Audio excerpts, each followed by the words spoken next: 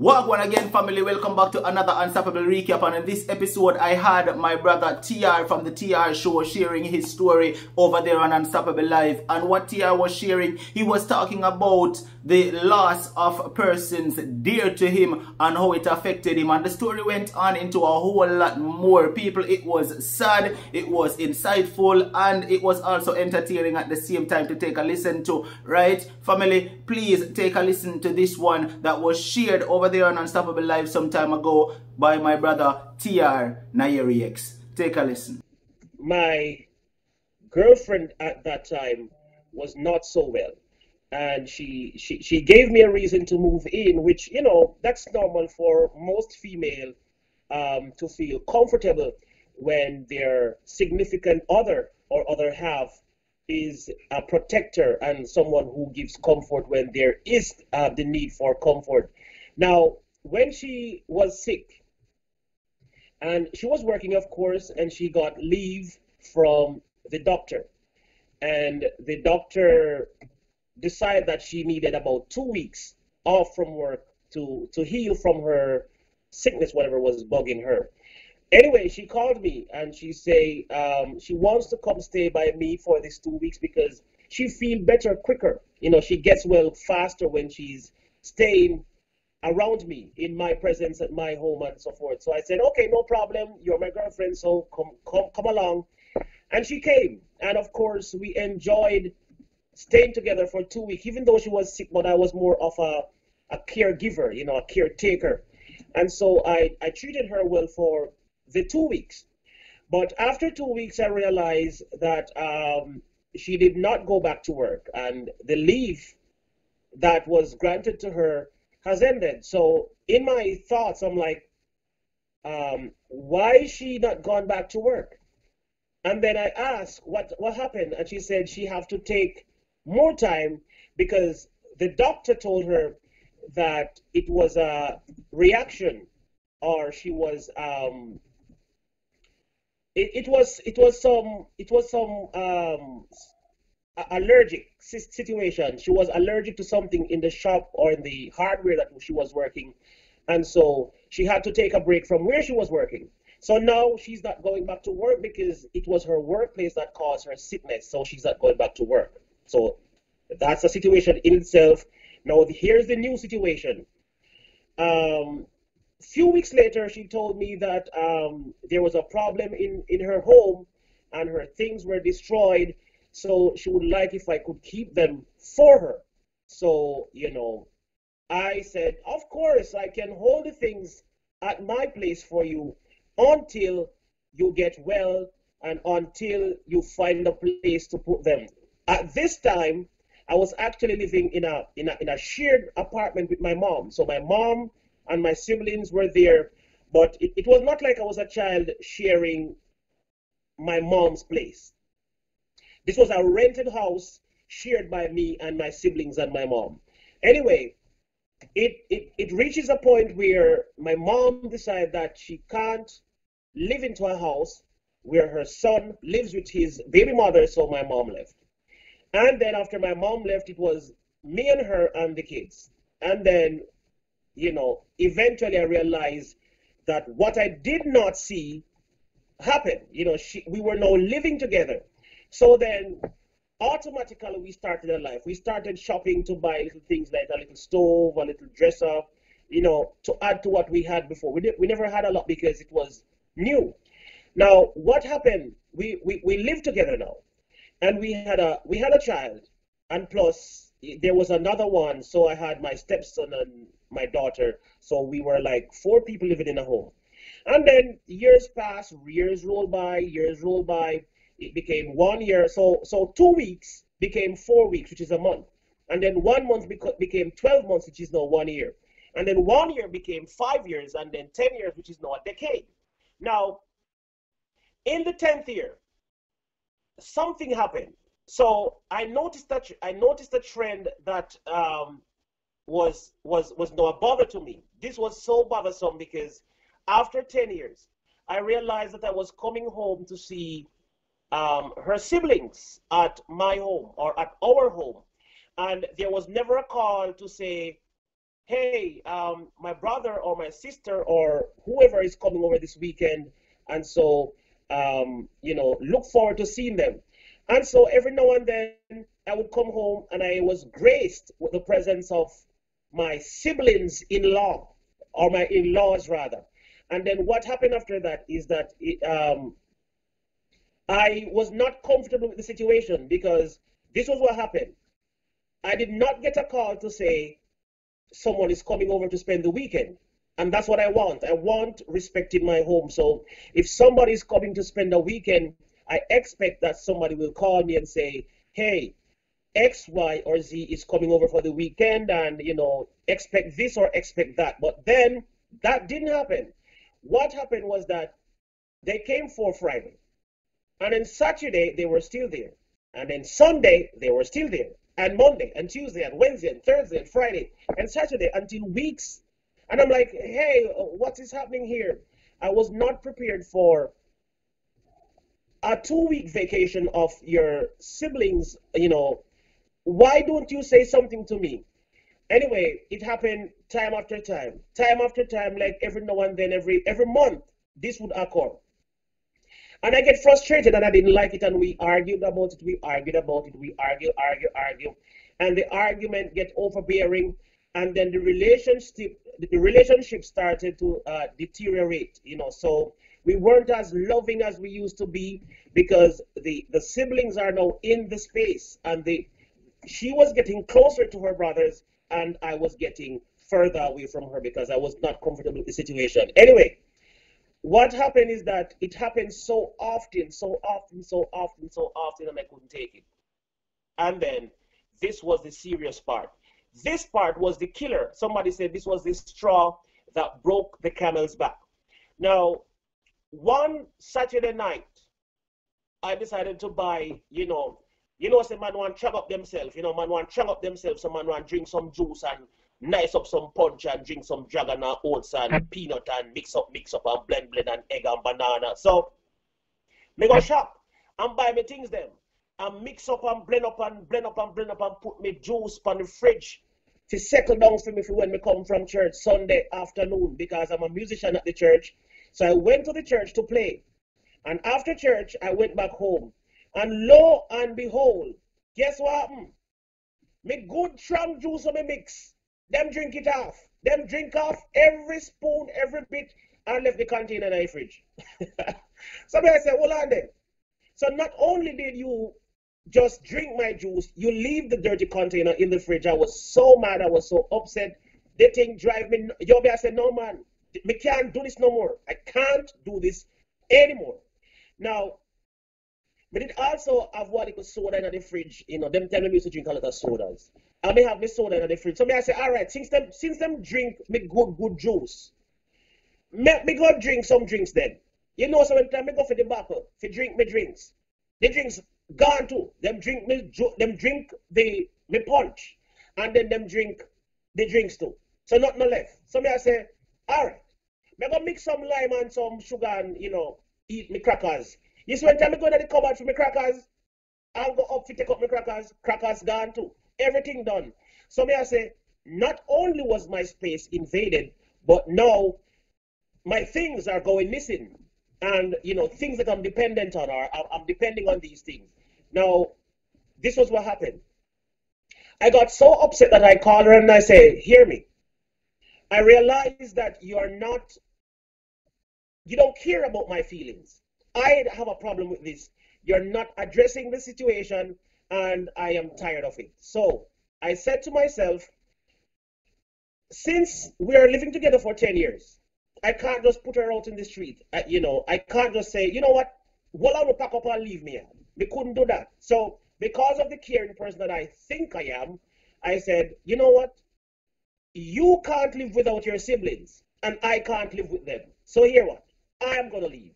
So even though the place belongs to me, I will leave. So I packed a bag and I went to my mother's home. So, if I can remember correctly, you said this woman moved in at your house without you even inviting her to come there, right? Right. And then all of a sudden, the whole family are moving without you telling them it's okay if you come there, right? Right. And then you pick up yourself and move out of your own house? Yeah. For what reason? That was when I was weaker than anything. Me heart did too soft. No, but TR, I mean at the end of the day, you know. See, remember, I know you and our brother them there. Are you and she there? I know and our brother them give you no pitney, and she give you a pitney. So at the end of the day, it was your right to say, listen, una there too much. You understand me? Not a problem, I don't know come look for una sister or whatever, but una there too much. And worse, una invade my private space and I eat up my things them and drink up my things them where una now replace or even contribute to. So it was your right, brother. So at the end of the day, me not see why you made the decision to move out. That's like you tell them, say, yeah, what? See the place there, wanna take it, wanna go on with it. But anyway, continue. Go on, my brother. You're right. You're right. And as a matter of fact, it is actually those things that I did back then that make me the person that I am now. I am very much a straightforward man, a very strong man who believes in principles, and I don't stand for foolishness anymore. Those days, I was so soft. My heart was so soft that I'm looking at, I just care for them. I don't want to do this and that. But that is not the person I am now. That is not the person I've grown. I've learned my lesson, and I am very strong now. So those days are gone, and them things are not again. But Unstoppable Life, you're certainly right. That was the way. That is what I should have done at the time. But it never happened. But anyway, well, let's get back into the story. So I moved out, and I was not going to move forever, but this was more like showing her how serious I am. I'm saying, if you can't live without them, and I can't live with them, then we're gonna have to separate. So I went to my mother's place because I had somewhere to go, and so I said it was easier for me to go somewhere as opposed to her leaving and probably not have anywhere to go, and I would be responsible for further damage. So I said, in order to not create further damage to the situation, let me move on. So the Sunday evening, I packed my uniform. I was working in this office at the time, and I pack my uniform in a bag. I take one suit and I leave, and I went to my mother's home. Now, after I left for my mother's home, I was there for the Sunday night. I got up the morning, went to work, worked that Monday, and go back home the Tuesday night to get another uniform, go back to my mom again Tuesday, and went to work from my mom's home that Tuesday. Now, Tuesday night, I decided to not go back home that night. So I stayed at my mom until Wednesday. Now, Wednesday after work, I did not go to my mom. I go back to my home this time. Now, what happened when I went home? My home was empty. So there was no girlfriend. There was no siblings or in-laws or anybody. The home was empty. So I'm like, okay, everybody is left, so then I can Hold on. Empty in the sense as in then clean you out, as in take all the furniture and sit there and gone, or empty as in them left and gone? Yeah, them left. Everything is the same. Okay then. Let me alone. They won't know me. I say, all right, everybody gone. Me have all the space to myself now. So me go bed and sleep and spread out and sprawl out, as they would call it. And everything good, everything crisp.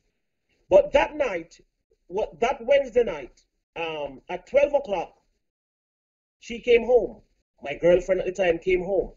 And when I was in the house, she came in the house. And these days we weren't talking. So we just in the house, but we're not talking to each other. So big malice are going.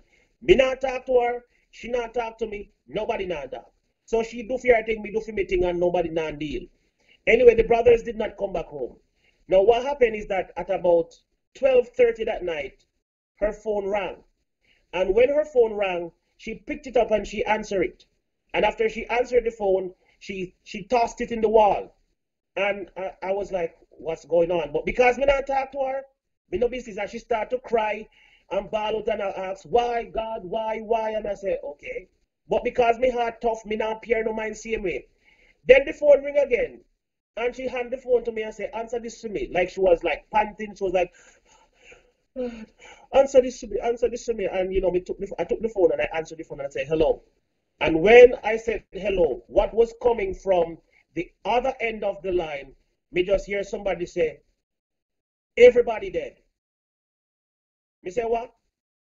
Everybody dead. Me say, what you mean everybody dead? Him say, everybody dead. No, this was the voice of a man. Him say, everybody dead. Me say, what you mean say everybody dead? Him say, everybody dead. You know what me say? And then he started calling the names. He called 4 names of who died. Now, who died in this moment was the mother, the sister, the younger sister, and of course, guess who was in the mix? The same guy that was at my house was also in the mix of the 4 people who died. And me I say, John was star, what is in the night, King? What is in the night, King? And he must say, yeah, man, them dead. And him hang up. He asked me where the female was at the time, where your girlfriend. Me say, she round this up. She said, no, me don't want to talk, me don't want to talk. Just hang up, And we hang up. And, she cry, and me try to hush her. Me say, I don't know what to do. Because these are 2 people who were not talking at all this whole time. And then now, I did not know exactly what to do. So, me I say, hush, but hush can't help because of people dead. And, me can't do nothing. I can't buy anything. Me can't do nothing at all to solve this problem. This problem was now bigger than both of us. So, we waited. I got a taxi, and we go over to Spanish Town police station, which part, one of them was still at, that was still alive. And then we go over the hospital to wait on the bodies. And we're there at the hospital from 3 o'clock in the morning till 6 o'clock, till about 6:30, I go to 7. The bodies came in. And when we look and realize at them for true, and the brother that was at my home was in the mix. And I said, John was star. And the whole feeling of losing half your family and all the stress and crying upon me. Me can't take crying on them something. I cannot be around people who is crying and the whole bawling and woe, and God, and the whole world suffering. I said, it is a sad thing to hear you say that though, because if you lose your entire family, it's truly a sad situation. But majority of the viewers are asking, in which that is not even the topic, but you can touch upon it a little bit. Majority of the viewers are asking, how did they die? You're not to go into too much detail about that, but just they were gunned down. All of them were gunned down. Wow. And this happened in Spanish Town. This was a massacre that happened in Spanish Town where half the family was gunned down. All of them were murdered. And it was a very sad situation. I am the type of person, I barely cry. I actually don't cry. I used to tell people that I cry every 5 years, and I actually don't cry for physical pain. Me I want tough brother. Me no cry. And something if you really touch me deep, for a tear fall from my face. Me no cry. And while everybody was crying, I had to be the strong one to gosh man, you have nothing to do with it. So I was like cheering her up, and I said, it's not your fault. You couldn't help the situation, and me I try to tell her everything that I could to tell her to cheer her up. But funny it is, the following day, after me done cheer her up, say, boy, it's not your fault and blah blah blah. The following day, me hear say my fault. If I did not run him away from my home that Sunday evening, that he could go back to his home, he would have been spared. So now it was my fault why he died. And that was a dagger in my heart. And I said, but have mercy, God, now look on this now. Now, based on the type of person that I am, normally I don't do blame games. Everything that I am responsible for, I take full responsibility for my actions. Because if you start the blame game, I will go right back to the Garden of Eve, Adam and Eve. Because every blame and every person is attached to the next thing. So if you're going to blame me, say, I'm me cause it. Me I go blame you, say, boy, if you never did bring him come on my yard, this would have happened. And then there is so many people to be blamed, because you have to go blame the gunman them. You have to go blame this person, you have to go blame that person. It have to go back to, say, if your mother never meet your father, he wouldn't have Unofi dead. Say, if your granny never meet your grandfather, but the blame go right. So, But TR, Me not do the game. as Denise said, you moved out, brother. You not ever put him out. So what you mean by a year for because if you never make him leave? As far as me can remember, you say you move and go see your mother. So how is it Yeah, your fault?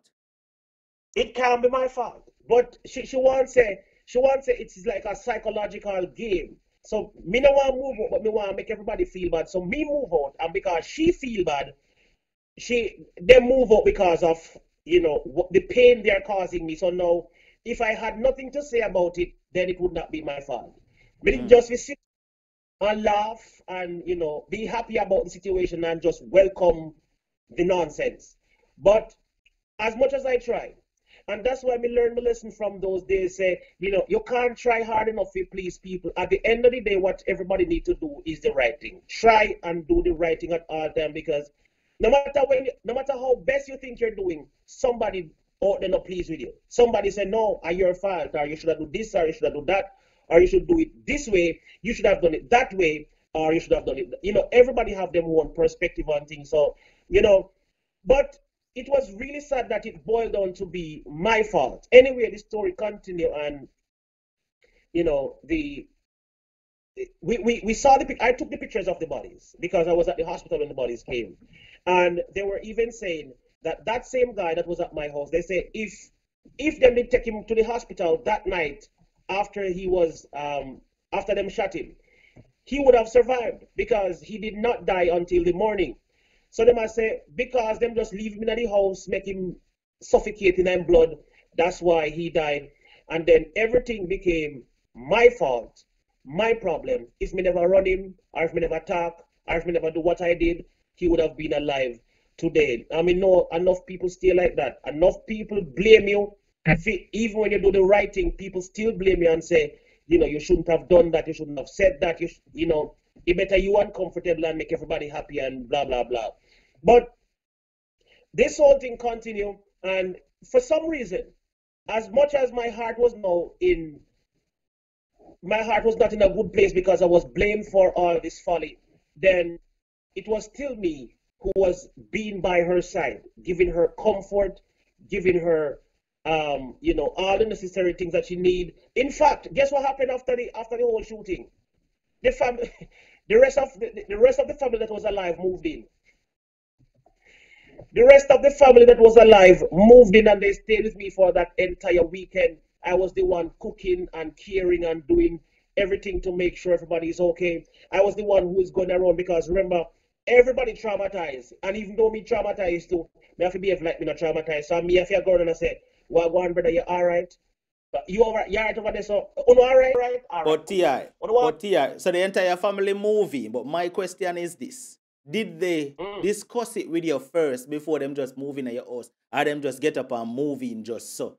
Everybody just feel like say the home that the accident happened, the massacre happened at the home in Spanish Town, and everybody feels that somebody might come back.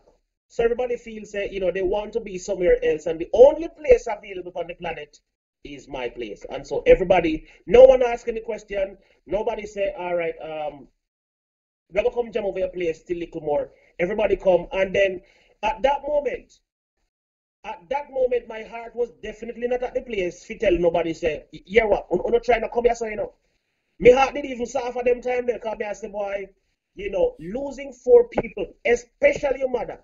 I said, me can't imagine how that feels. So everybody come, man, everybody come. All of them pack up and come. It's like me never even care that time. Me feel like you're just too kind-hearted at that time. I feel like you're just a little bit too kind-hearted because at the end of the day, remember now, and I mean, don't get me wrong, nothing wrong with having compassion, you understand, in somebody's sad times, nothing wrong with that at all. But at the same time, you're home. And having all kind of people run up in your home, I mean, me personally not comfortable with that. Before the funeral, I was the person who was responsible for making everything happen. Not in terms of finance, financing the burial and so forth and so on, but for comfort and providing a space and a home and a place. I was strongly behind all of this. So, after the death of the family, and I tell you, this was hard. I'm going to tell you something as a matter of fact. 2 or 3 days after 2 or 3 days after this death. Before that, I had not cried for about 5 years. And me sit down on my bed, and bawl like a baby for the girl. I have a picture of the little girl. The little girl was 11 years old. Now, she had not done anything on earth to be killed or to be murdered. But the last of the siblings was 11. So there was an 11-year-old, there was a 17-year-old, and there was a 19-year-old at the time, and the mother. So 4 people died. 4 people, they were gunned down and they died. Now, the story about it is another story. We're not going to share that on tonight live, because that's our whole story in itself. We're going to involve all the forensic files to take care of that problem, because that is a deep story. But anyway, days after the killing, and it was getting closer to the funeral time, I was there, pushing everybody. So it's going to be okay, it's going to be okay. It's not your fault. It's not your fault, everything is going to be fine. And I'm, trying to encourage everybody to stay strong. It's a trying time. My shoulder was bigger now, broader, and everybody was leaning, of course, on my shoulder. Anyway, it got to the funeral time, and of course, the situation had separated me and my girlfriend at the time. And after the death, it brought us back together. So while we were separated because of this situation, the death brought us back together, because now I have to be there for her. And I was that shoulder for her to lean on. So I was there with her every step of the way, wherever she goes. I am the person, encouraging her to stay strong. And, and then it so happened that the funeral happened. And I went to the funeral. We all dressed and we went to the funeral, and it was a sad day, the crying. And I had to be, I'm so sorry I did not send the pictures to Unstoppable. Oh no, we can't send it because our picture would have on it.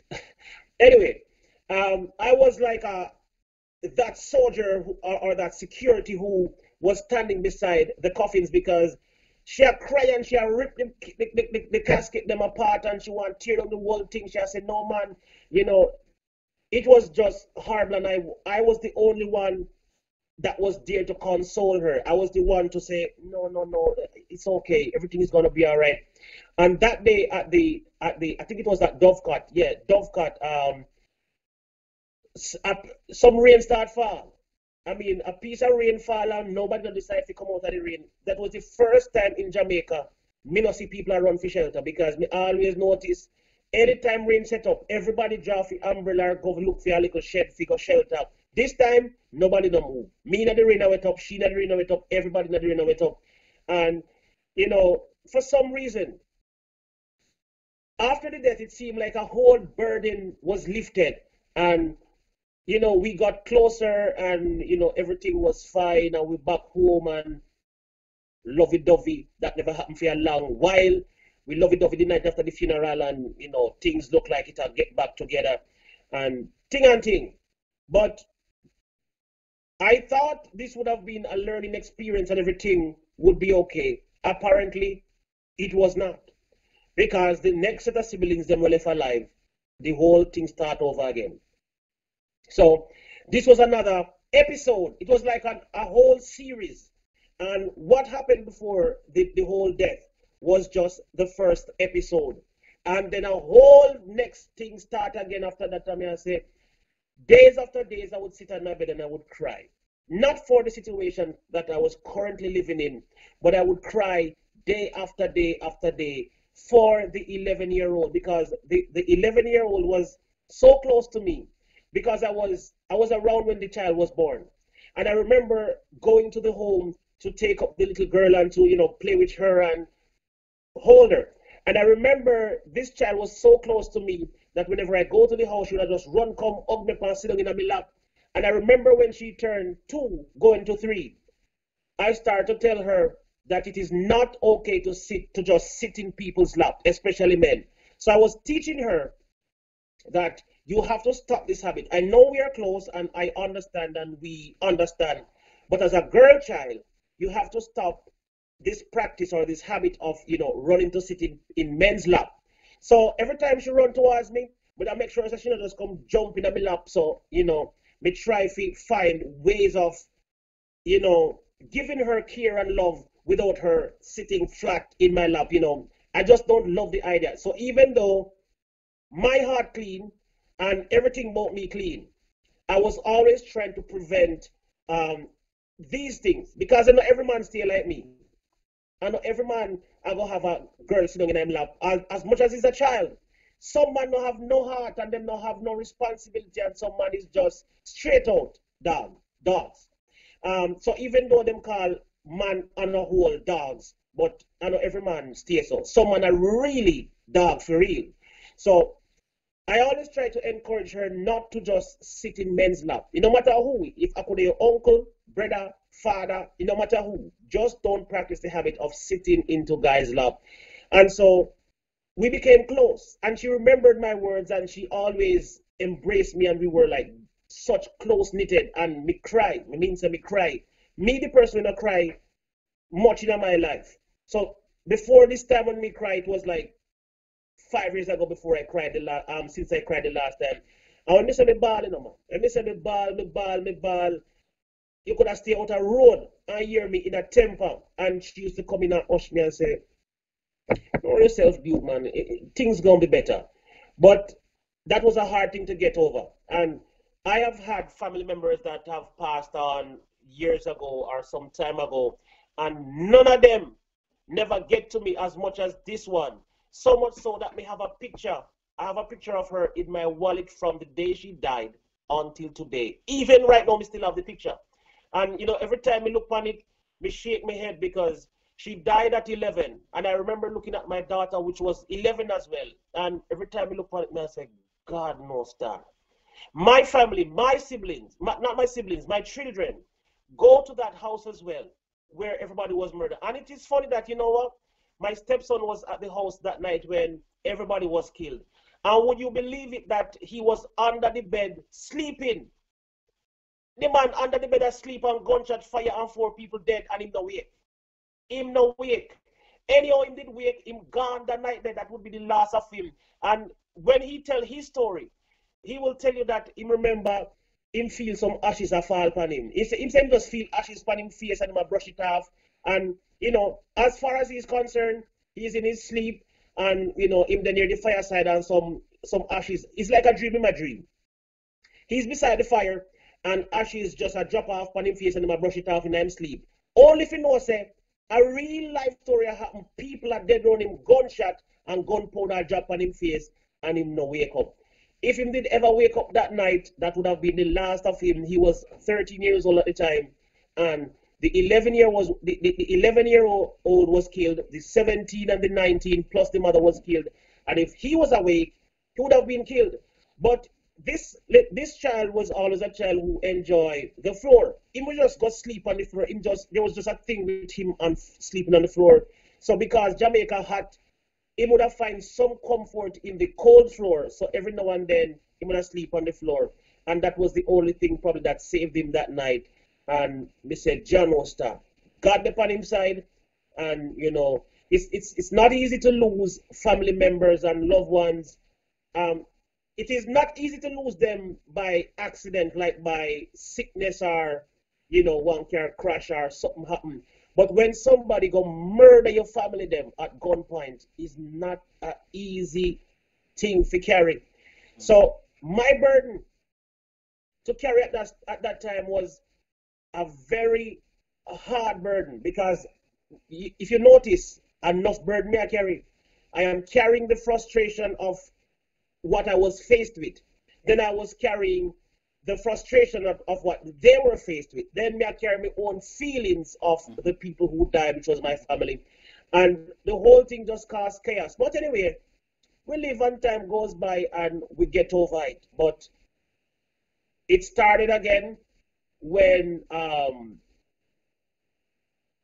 other people from same family decide to just come over. And for those who know me, you know that I'm a musician. And I used to go on tour. So I would just go on tour for 6 weeks or 2 months or 3 months. And then when we come back home, appear a problem, because when I'm there, some of these things is happening. So you can imagine when I'm not home, the crisis that takes place. So the whole thing was just a mess and a mess and a mess. And there's some of the story that I try to leave out of the picture because it might take us into now. What is things like right now between you and this woman that you speak of, your baby man? You know, sir, we actually have a good relationship because I am the type of person who I take care of my children. I definitely take care of my children. So I do everything in my power to make sure, say, my children is being taken care of. Now, I create a good relationship, regardless of how things went. I make sure that I create a good relationship because this is how we're going to nurture the children. So we can't make the pick of them see the whole heap of puss and dog and vex up and cuss and quarrel and go on. So we create a good relationship, you know, and I try to be there as much as possible. So we still have a good relationship. You know, I still say, you know, how are you doing? How is life? You know, how the kids? And I actually still do video calls. So, you know, I don't just take it to say, all right, you know, life is over. You're east and I'm west, and so, you know, that's life. I still do video calls. I still check in to say how things. And even in the coronavirus, where extra help needed for stocking up of groceries, I still, you know, do my due diligence to make sure, you know, I send enough so that my kids can, you know, be okay because they, you know, they don't live with me, they live with her. So, you know, I create a very good relationship that, you know, things don't have to be bitter all the time. And as a matter of fact, the bitterness for me is gone. I don't have any sense of bitterness in my heart. Boy, this did happen, that did happen. My heart clean right now, and you know, all I have is strictly love. So I can even say right now, me still love and care for you. It's just that things not happen the way we wish it would have happened. But you know, still love and care for you, and you know, how me still me respect people regardless of, you know, how you do things. And some things happen because of how a person was raised. So not because I was brought up a certain way and, you know, my principle level might be on a high and people cannot live the way I live and how I do things. But understand that some people were brought up in a home where what they've seen is what they're actually living, because when your parents live a certain lifestyle, it becomes the norm for you. And when you become an adult, you try to sometimes you live the same life because it was the norm.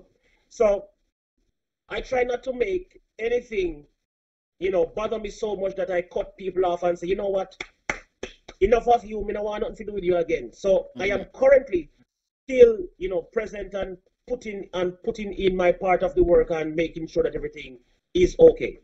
Alright, so once again, my officer, big up to TR and thank you for sharing on the platform, my brother. It was totally appreciated. And family, if you want to go on over and support TR, his channel link will be in the description. You can go over, check out his channel, and when you go over there, leave a comment and make him know say you came over from the Unstoppable Recap. Alright, because remember, we all have to support each other, and TR is in the very same field that I'm in and doing the very same thing right here on YouTube. So go show him some support. And also, if you want to go over and check out Unstoppable Live, where the live shows are Mondays, Wednesdays, and Fridays, you can also click the link that will be pinned in the comment section and in the description as well, and it will take you over to the live channel where you can watch us when we go live, call in, participate in the comment section, and be a part of the live show. Alright, when you go over there, make sure to hit that subscribe button as well, and subscribe right here on the recap channel too, so once we drop a recap, you will not miss it. Until the next Unstoppable Recap, stay strong, stay motivated, but most of all, remain unstoppable. Unstoppable.